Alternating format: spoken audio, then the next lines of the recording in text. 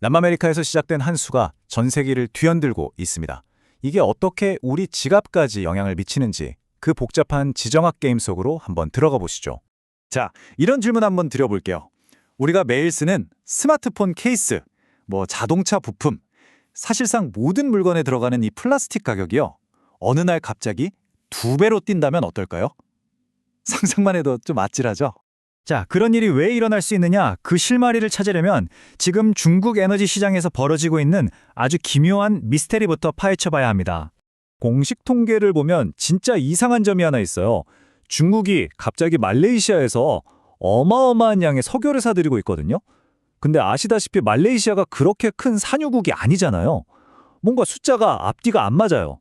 이 그래프 좀 보세요. 정말 믿기지 않을 정도입니다. 2015년에는 하루에 고작 5,400배럴이었는데 2024년에는 무려 140만 배럴이에요. 아니 어떻게 말레이시아가 하루아침에 중국의 최대 석유 공급국 중 하나가 될 수 있었을까요? 이건 상식적으로 말이 안 되죠. 그래서 답은 뭐냐? 아주 간단합니다. 그 석유, 사실 말레이시아산이 아니라는 거죠. 전문가들은 모두 이 석유의 진짜 출처가 따로 있다고 입을 모으고 있습니다. 그럼 이 미스터리를 풀려면 도대체 누가 이 유령 같은 석유를 사들이고 있는지 그 중국 내부의 핵심 인물들을 만나봐야겠죠. 바로 티포트라고 불리는 정유사들입니다. 이름은 좀 귀엽죠? 하지만 이들은 작고 빠릿빠릿하게 움직이면서 중국 경제에 없어서는 안 될 역할을 하는 민간 정유사들입니다. 이름 때문에 작다고 생각하실 수도 있는데 절대 그렇지 않습니다. 이 티포트 정유사들을 다 합치면요. 중국 전체에서 처리되는 원유의 무려 4분의 1, 그러니까 25%를 담당하는 거대한 세력입니다. 자, 여기서 제일 중요한 게 바로 이들의 사업 방식이에요. 이 티포트 정유사들은요, 대기업들은 껄끄러워서 손대지 못하는 그런 석유, 그러니까 이란이나 베네수엘라, 러시아처럼 미국의 제재를 받는 나라들의 값싼 석유를 사들여서 먹고 사는 겁니다. 그럼 그 석유를 어떻게 들여오느냐? 바로 이 말레이시아 루트를 이용하는 겁니다. 이란이나 베네수엘라 유조선이 일단 공해상으로 나가요. 거기서 다른 배에다가 몰래 석유를 옮겨 싣는 거죠. 이걸 선박 대 선박 환적이라고 하는데, 그러고 나면 이 새 유조선이 이거 말레이시아산 석유입니다 하는 가짜 서류를 가지고 유유히 중국으로 들어가는 겁니다. 감쪽 같죠? 이 비밀스러운 시스템이 수년 동안 정말 잘 굴러가고 있었는데 2020년 초 이 모든 판을 뒤흔드는 결정적인 사건이 터지고 맙니다. 현 트럼프 행정부가 정말 전광석화처럼 움직였습니다. 1월 초에 베네수엘라의 마두로 대통령을 축출하더니 중순에는 미군을 동원해서 베네수엘라의 모든 석유 시설을 장악해버렸어요. 그리고는 아예 앞으로 베네수엘라 석유 판매는 우리가 무기한 통제하겠다고 선언해버린 거죠.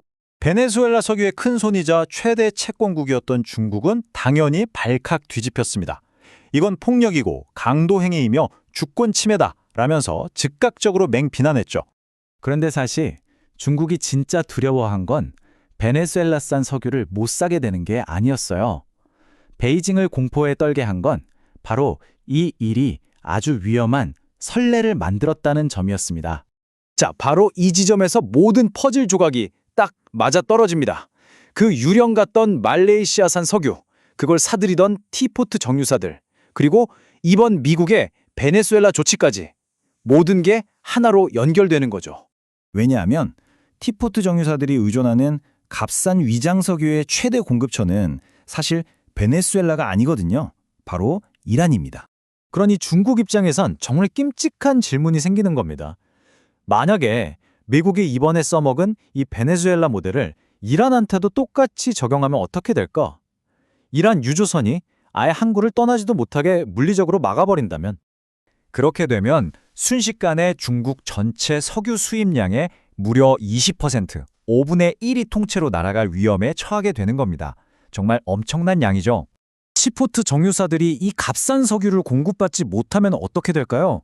줄 도산은 불 보듯 뻔하고요. 그럼 대량 해고 사태와 사회 불안으로 이어질 수 있겠죠. 플라스틱, 화학제품, 각종 연료 생산에도 당연히 차질이 생길 거고요. 이건 중국만의 문제가 아니라 전 세계 공급망 전체에 충격을 주는 재앙이 될 수 있다는 겁니다.